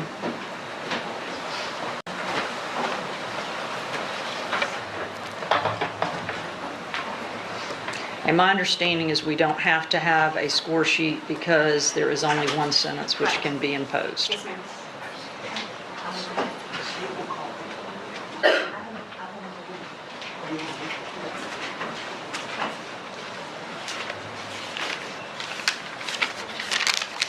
All right, ma'am, let's start with this. Raise your right hand for me. Do you swear or affirm the testimony you're about to give will be the truth? If so, say I do. I do. Okay. Please state your name, please. Joan Goldstein Huskins Parker. And Ms. Huskins Parker, what was your relationship to Taylor Wright? I was Taylor's aunt. And is there something you want to say to the court before she imposes sentence? Yes, I do want to say that, and I know this is, that I was there when Taylor came into this world, and I'm here today. And I just wanted you to know that our family has lost so much. A piece of our tree of life is gone. We will never get it back. For us, this is just closing some of the book for the legal, but it doesn't close the book for all the loss. For myself, her father, her stepmother, my husband, my children, my grandchildren, her son, everybody. And that Taylor was taken too early, and she was not taken through an act of God or through illness. She was taken through human behavior that was very cruel. And I could go on, but it's just such a tragic story. But I wanted to thank you, and I'm glad that we came to this decision today. Thank you. All right, Mr. Barry Barosset, do you or does Ms. MacArthur want to say anything before I impose sentence?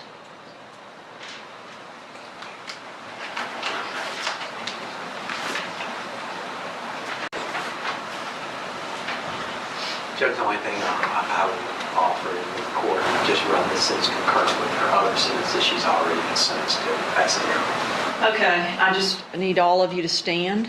And Ms. MacArthur, I'm going to ask you one question. Raise your right hand. Do you swear or affirm the testimony you're about to give will be the truth? If so, say I do. Okay. Ms. MacArthur, I want to make sure that I ask you personally, do you want to say anything to the court? Okay. All right, then, Ashley MacArthur, having been found guilty beyond a reasonable doubt by a jury of your peers of first-degree premeditated murder with a firearm, I am going to adjudicate you guilty. I'm going to sentence you to life with a mandatory minimum 25 years state prison for the firearm. That will be with credit for 327 days. 327 days. That will run concurrent with any other sentence that you are serving. I assume it's $518 fines and costs. Are there any other fines and costs? And anything else the state other than the 30 days? All right, and you have 30 days. The 518 will be reduced to a lien. And you have 30 days to appeal the judgment and sentence of the court. If you cannot afford to hire an attorney, one will be appointed for you. I wish you good luck.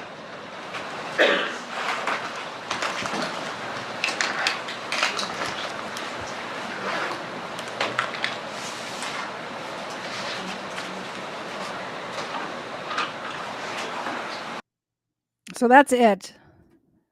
She's sentenced to life, but has the possibility of parole after 25 years, which I personally don't think is long enough. She shot Taylor in the back of the head, which is kind of a wuss move, if you ask me. Like, she didn't even face her. She let Taylor walk in front of her and shot her in the back of the head. I don't know what happened on that farm that day, but I've thought about it a lot. And I'm pretty sure that she got Taylor to go up to the farm by telling her, hey, I don't really have a lockbox. I put your cashier's check at my aunt's farm, so we got to go up there to get it. And I hid it back here in these woods along this fence line. Why don't you come over? It's right in there. It's right in the woods right over there. And Taylor walked in front of her only a couple of feet away. And she was shot in the back of the head. The back of the head. And I bet that's the story she wanted to tell Cassandra. I'll tell you later what's going on. Was that Ashley told... This is all speculation on my part, by the way. Let's make that clear. Said to Taylor, hey, there is no lockbox. I actually put it on my family's farm. The money, the $34,000 cashier's check, it's up at my aunt's farm. Let's go up there and get it. And that's when Taylor texted Cassandra and said, "Oh my gosh, you're never going to believe it. I'll tell you later what's going on." That's the story of Taylor Wright. I hope you enjoyed this presentation. I hope you come back. Hey, Zena. My co-host is asleep. I hope you come back next week. Friday Night Crime with number 2. That's Friday the 7th. Friday Night Crime with number 2. By the way, if you're new here, please hit the subscribe button, hit the like button, all of those things. If you liked it, hit the like button. If you want to see more, hit the subscribe button. That's how YouTube works. All of the platforms. I'd like to thank the 32 people who are watching now across the different platforms on Twitch, on Twitter, on Rumble, and Odyssey. Where else are we? Where else are we broadcasting right now? 6 different places. 2 YouTube channels, Twitch, Twitter, Odyssey, and Rumble. Anyway, hit the like button. Come back Friday, 7:30 Eastern, 7:30 p.m. Eastern. No AM streams for us. And I will see you all on Friday. Oh, game night Saturday too. So look out for that. Friday night crime, Saturday night game night. We'll see you next weekend, guys. Have a good week. Enjoy your loved ones. Spend time together and tell them that you love them, because you never know if there's an Ashley MacArthur lurking around the corner. Good night, guys.